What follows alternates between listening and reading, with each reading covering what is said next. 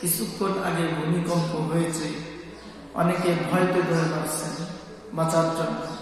কিন্তু আজরাইল আলাইহিস সালাম যদি জান কবজ করার জন্য আসে, তাহলে দোল মারা তো দূরের কথা, নিজের দুটা ঠোঁট নাড়ানোর শক্তিও থাকবে না।